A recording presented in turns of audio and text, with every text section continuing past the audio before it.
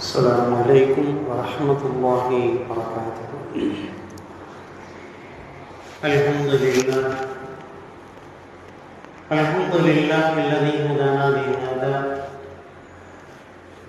نحمده ونستعينه ونستغفره ونؤمن به ونتوكل عليه ونعوذ بالله من شرور أنفسنا ومن سيئات أعمالنا. من يهد الله فلا مضل له ومن يضلل فلا هادي له.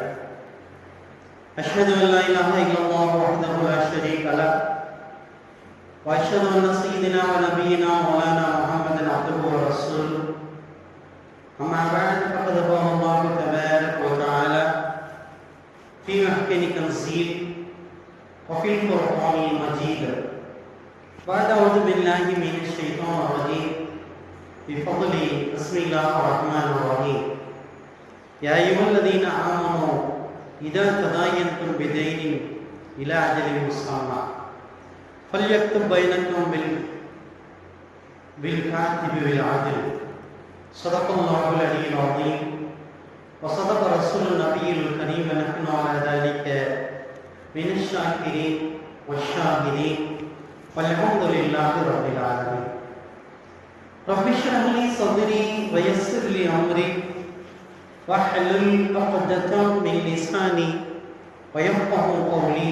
ربي زدني علما وارزقني فهما. اللهم صل على سيدنا محمد طب القلوب دوائها وعافية الأبدان وشفائها ونور الأبصار وضيائها وعلى آله وصحبه وبارك وسلم عليه. புகழனைத்தும் அல்லாஹ் ஒருவனுக்கே உரித்தாகட்டமாக.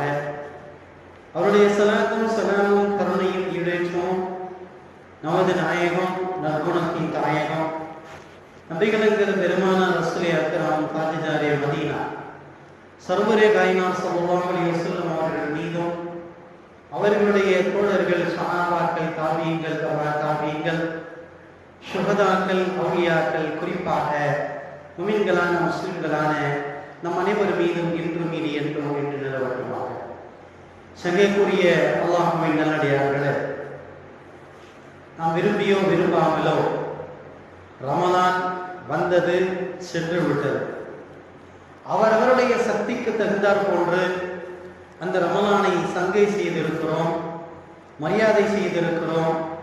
எல்லாம் வல்ல அல்லாஹ் தஆலா மனிதர்கள் என்ற அடிப்படையில் நம்மால் ஏற்பட்ட தவறுகளை பெருந்தன்மையோடு பொறுத்து கொண்டு அவன் அளவிலே நாம் செய்த அமல்களை அங்கீகரிக்க புரிவானாக.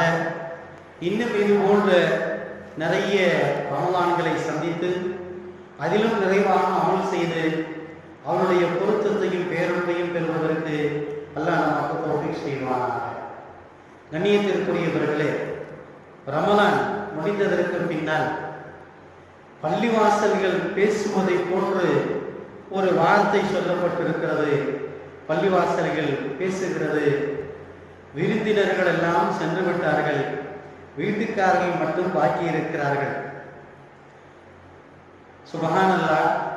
ரமலானுடைய பிறை பார்த்தது முதல் பெருநாளுடைய பிறை பார்ப்பது முறை மக்காவில் ஆரம்பித்து நமது குக்கிராமங்கள் வரை ரமலானுடைய அந்த சூழலில் பள்ளிவாசல்கள் இருந்த பரபரப்பை சொல்ல முடியாது. யாரோ சொன்னதை போல தொடர்ந்து வரக்கூடிய தொழுகையாளிகளை கூட ரமலான் விருந்தினர்கள் தள்ளிவிட்டு போய்விடுவார்கள் என்று ஒரு ஸ்லேடைக்கு சொன்னார்கள். அதுபோன்றுதான் அந்த சீசனிலே வந்தவர்கள் ரெகுலராக வந்தவங்களை எல்லாம் பிடிச்சி தள்ளி விட்டுட்டு நாங்கள் தான் வருஷம் பூரா வந்தவங்க மாதிரி எல்லா பள்ளிவாசல்களையும் பார்க்கிறோம். இப்பொழுது அதுவும் முடிந்து விட்டது. எப்பொழுது ஷவ்வால் பிறை பார்க்கப்பட்டதோ வேடந்தாங்களுக்கு வந்த பறவைகளைப் போல இந்த ரமலான் முடிந்தவுடன் பறந்து போய்விட்டன. அல்லாஹ் நம்முடைய அமல்களை நிரந்தரமாக செய்வதற்கு நமக்கு எண்ணங்களையும் அவகாசத்தையும் ஏற்படுத்துவானாக. அருமையானவர்களே, நம்முடைய வாழ்க்கை என்பது எல்லா சூழலிலும் நான் அடிக்கடி சொல்வதைப் போல தனி மனித வாழ்க்கையாக இருக்கிறது. ஒரு முஸ்லீம் இன்னொரு முஸ்லீமோடு சேர்ந்து வாழ வேண்டும். ஒரு முஸ்லிம் ஊர் மக்களோடு சேர்ந்து வாழ வேண்டும், உலக முஸ்லிம்களோடு சேர்ந்து வாழ வேண்டும், அவர்களையும் என்னுடைய துஆவிலே இணைத்து கேட்க வேண்டும், என்னுடைய நன்மை அவர்களுக்கு சேர வேண்டும், நான் செய்யக்கூடிய நல்ல உபதேசங்கள் முஸ்லிம்களாகி அவர்களுக்கும் போய் சேர வேண்டும் என்ற எண்ணத்தில் வாழ வேண்டும்.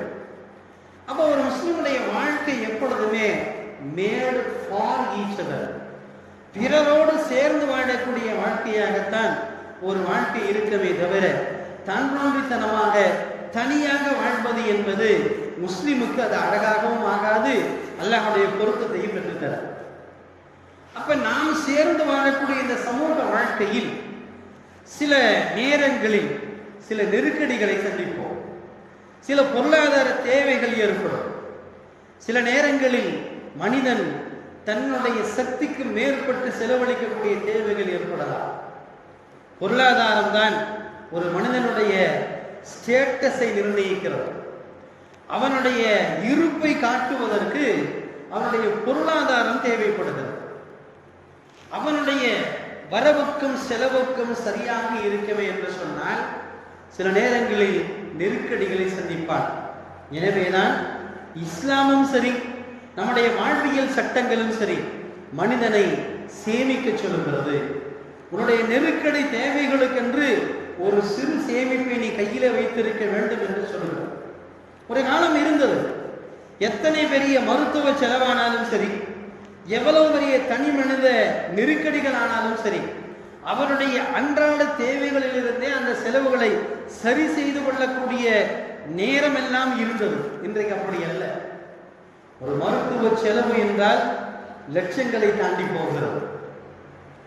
ஒரு அவசர கால எமர்ஜென்சி மருத்துவ செலவு என்று சொன்னால் குறைந்தது 5 to 10 லட்சங்கள் வரை தேவைப்படுகிறது.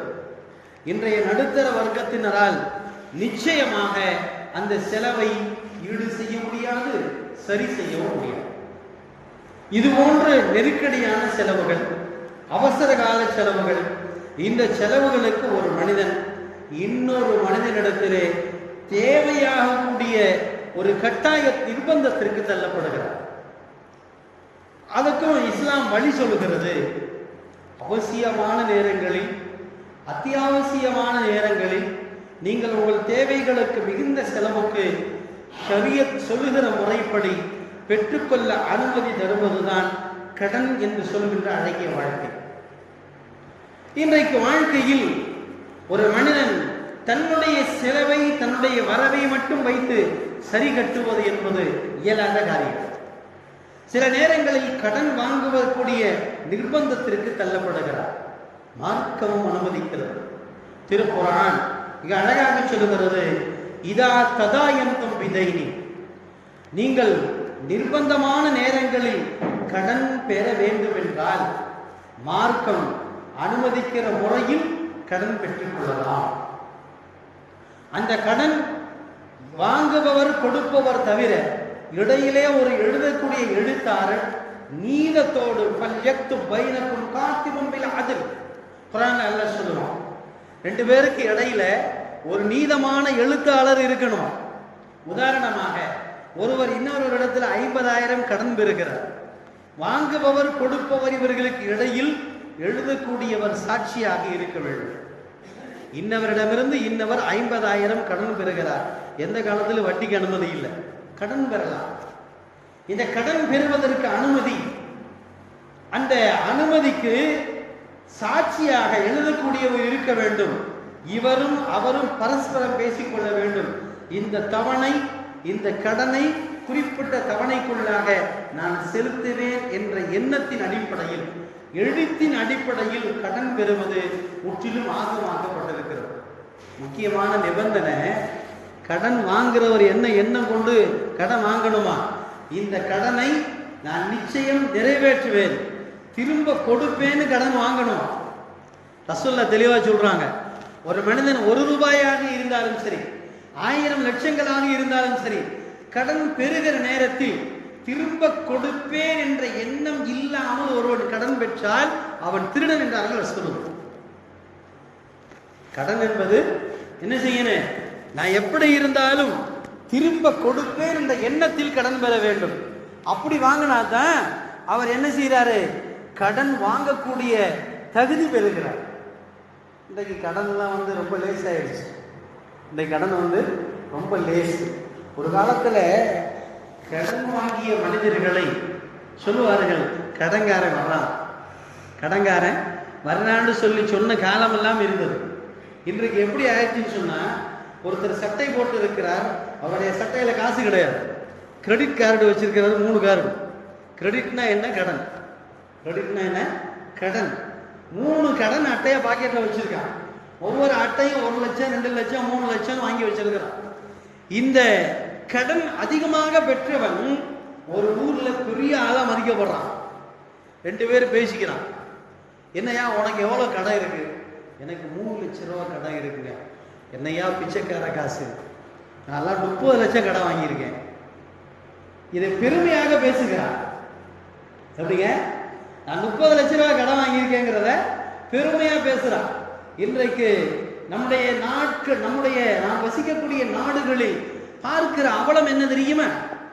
ஒரு கூட்டுறவு வங்கியில ஒரு 5க்கும் 10க்கும் கடன் பெற்றவர்களை வங்கியில இருக்கிறவங்க வறுத்து எடுக்கிறாங்க.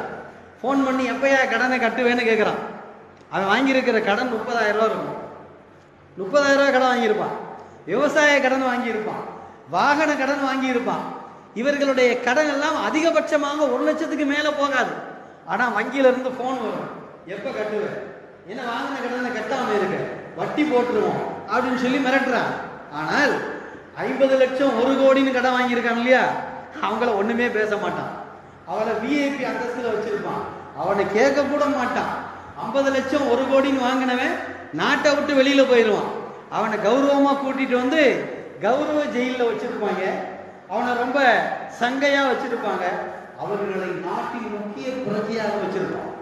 பார்த்து கொண்டிருக்கிறோம் கேவலங்களை. இதிலிருந்து என்ன தெரிகிறது? அதிகம் கடன் பெற்றவன் அதிக மரியாதைக்குரிய நபராக பார்க்கப்படுகிற காலத்திலே வாழ்கிறான். கடனே யாருக்குமே இல்லை. ஒருத்தர் இருக்கிறாரு, அவர் யாருக்கும் கடன் கொடுக்கறதும் இல்லை, கடன் யார்கிட்டையும் வாங்கினதும் இல்லை. அப்படி ஆளை இன்னைக்கு என்ன நினைக்கிறான் தெரியுமா?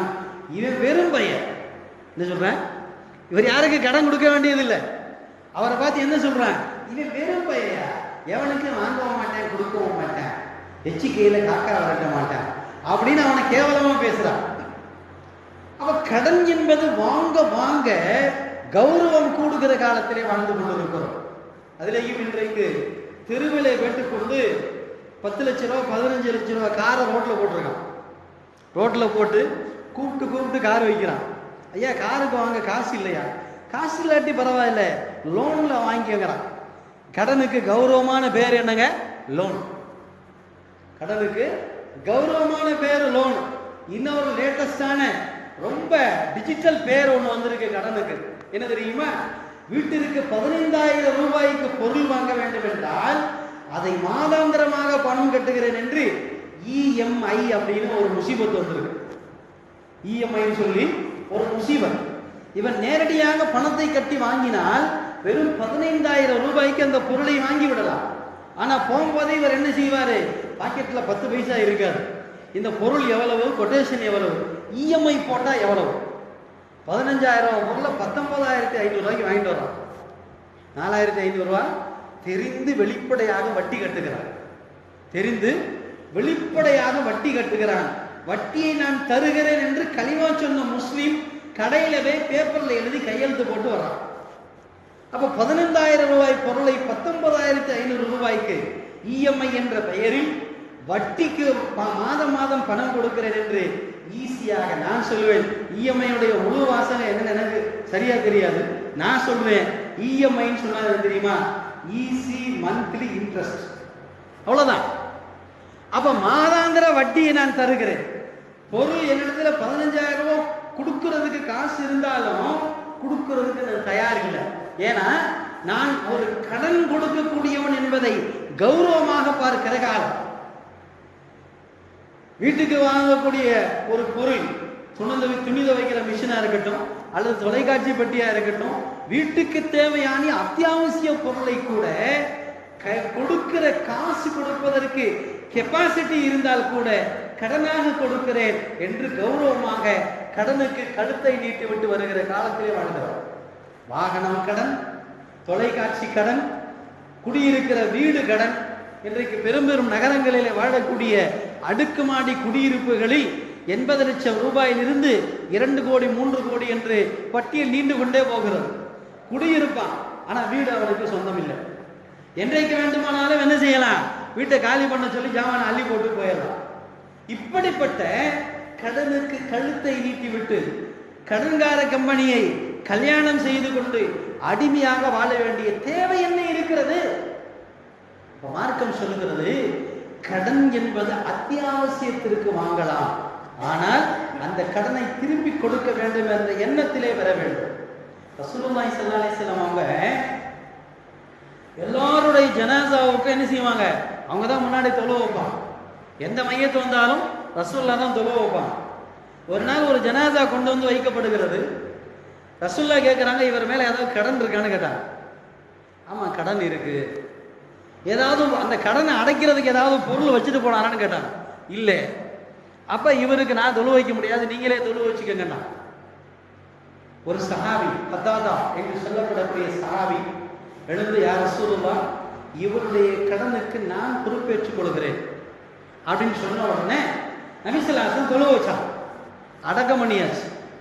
அடுத்த நாள் ரசூலுல்லாஹ் அவர்கிட்ட கேட்குறாங்க, கத்தாதா அவருடைய கடனை அடைச்சிட்டீங்களா? அவர் சொன்னாரு, இன்னும் கபரே காயலண்டு. யதார்த்தமான பதில், இன்னும் கபரே காயல. சொன்னாங்க, கபரு காய்வதை நீங்கள் ஏன் எதிர்பார்க்கிறீர்கள்? அவன் கடன் பெற்றவர் அல்லவா, அவருடைய கடனை நீங்கள் சீக்கிரமாக அடைத்திருக்க வேண்டுமே என்று சொன்னாங்க ரசூலுல்லாஹ். அடுத்த நாள் கேட்டாங்க, அடைச்சிட்டீங்களான்னு சொல்லி. ரசூலுல்லாஹ் அவருடைய கடனை நான் அடைச்சிட்டேன்னு 3வது நாள் அவர் சொன்னார். இப்ப ரசூலுல்லாஹ் சொன்னாங்க, இப்பொழுதுதான் அவருடைய கபர் குளிர்ந்திருக்கிறதுன்னா. சுப்ஹானல்லாஹ். அவ கடனை வாங்கிட்டு விட்டுட்டு போறவங்களுடைய நிலைமையை யோசிச்சு பாருங்க, அவங்களுடைய கபருடைய நிலையை யோசிச்சு பாருங்க. அப்ப இன்றைக்கு நவீன காலத்தில் இந்த கடன் ஏன் வாங்குகிறான்? தேவைக்கு மேல் அனாவசிய செலவு, அதாவது ஆடம்பரமாக வாழ வேண்டும் என்று மோகம். சமீபத்தில் போன வாரத்தில் ஒரு தமிழகத்தை அதிரச் செய்த ஒரு செயல். ஒரு இஸ்லாமியன் குடும்பத்தோடு என்ன செய்கிறான், சென்னையிலிருந்து காரில் புறப்படுறான். காரில் புறப்பட்டு எங்கேயோ தென்னகத்தில் இருக்கக்கூடிய ஒரு நம்முடைய வழிபாட்டு தலத்துக்கு போய் அந்த தர்காவில் போய் தங்கி இருந்துட்டு அன்னைக்கு நைட்டு பிள்ளைகளுக்கெல்லாம் சாப்பாடு வாங்கி கொடுத்து மனைவி அவரை சேர்ந்து டிஸ்கஸ் பண்ணிட்டான். கடன் தொல்லை தாங்க முடியல, என்ன செய்கிறது? ஒரு கலிமா சொன்ன முஸ்லிமும் அவருடைய மனைவியும் பேசிக்கொண்டு முடிவெடுத்து நடு காட்டிற்கு செல்கிறார்கள். கார் திறக்க முடியாத அளவுக்கு லாக் பண்ணியாச்சு. ஒரு ஆம்பளை புள்ள, ஒரு பொம்பளை புள்ள. என்ன செய்யறான்? கணவனும் மனைவியும் மனதை கல்லாக்கி கொண்டு என்ன செய்யறாங்க? 4 பேர் மேலேயே பெட்ரோலை ஊற்றி எரிச்சல். கறந்துக்கிட்டுலாம் ஓட முடியாது. பிள்ளைகள் கதறி ஆம்பளை பிள்ளையும் பொம்பளை பிள்ளையும் அம்மாவை என்ன செய்யுது? கட்டி பிடித்த நிலையில் எலும்பு கூடுதலாக கருகி சடலமாக கிடக்கிறது. என்ன காரணம்? இவர்கள் இப்படி குடும்பத்தோடு தற்கொலை செய்தவர்களுக்கு என்ன காரணம் அப்படின்னு பார்த்தா, வரவுக்கு மேல செலவு, குடியிருப்பது வாடகை வீடு. இவர்களுக்கு கார் எதுக்கு? வாடகை வீட்டில் தான் குடியிருக்கிறான், ஆனா கார் ஆடம்பரம். அடுத்தவரை போன்று நானும் வாழ வேண்டும் என்ற ஆடம்பர மோகம். தன்னுடைய கணவனையும் பிள்ளைகளையும் வசதியாக வாழ வைக்க வேண்டும் என்று வெட்டி வந்தான். அந்த முடிவு என்ன? குடும்பத்தோடு பெட்ரோல் ஊற்றி கருகி எலும்புகள் கூட சாம்பலாகி ராத்திரி கொளுத்திக்கிட்டது காலையில தான் பார்க்கிறாங்க. காரும் காருக்குள்ள இருந்த 4 நபர்களும், கணவன் மனைவி ஆம்பளை பிள்ளை பொம்பளை பிள்ளை, 4 பேர் என்னாச்சு? எரிஞ்சு சாம்பலா போயிட்டான். ஏன் இது ஏற்படுது? தன்னுடைய விரலுக்கு தகுந்த வீக்கமாக வாழ்ந்திருந்தார். ஏன் கடன் வாங்க போறான்? கடனை அடைக்க முடியாத தொல்லை ஏன் ஏற்படுகிறது? கடன்காரன் ஏன் கேட்டு வர்றான்? நெருக்கடி ஏன் வருகிறது? இத்தனையும் ஆடம்பரம், ஆசையினால வந்த மோகம். அடுத்தவரை மாதிரி நானும் வாழணும், அடுத்தவர் மாதிரி நானும் சம்பாதிக்கணும், நானும் ஆடம்பரமா ஃபேன்சியா சொகுசா வாழணும் என்ற ஆடம்பரத்தின் ஆசையினால் குடும்பத்தை கடலில் தள்ளிவிட்டு கொலை செய்யக்கூட தயங்காத தற்கொலை செய்து கொள்ளக்கூடிய நிலைக்கு தள்ளப்படுகிறது. எனவேதான் மார்க்கம் சொன்னது, கடன் என்பது நிர்பந்தத்திற்கு தேவைக்கு பெற்றுக்கொள்ளலாம், அதை திருப்பி அடைக்க வேண்டும் என்ற எண்ணத்தில் பெற்றுக்கொள்ளலாம். எனவே பொருளாதாரம் எக்கனாமிக்கல் இருக்கிறதே, இது ஒரு மனிதனுடைய இருப்பை காட்டுகிற ஒரு அவசியமான ஒரு விஷயம்தான். ஆனால் அதில் அத்துமீறி விடக்கூடாது, வரம்பை கடந்து விடக்கூடாது என்று மார்க்கம் சொல்கிறது. எல்லாம் அல்லாஹ் தஆலா கடன் இல்லாத வாழ்க்கையை தருவானாக, கடன் இல்லாத மரணத்தை தருவானாக. வாஹர் தவானா அல்ஹம்துலில்லாஹி ரப்பில் ஆலமீன். அஸ்ஸலாமு அலைக்கும் வரஹ்மத்துல்லாஹி வபரகாத்துஹு.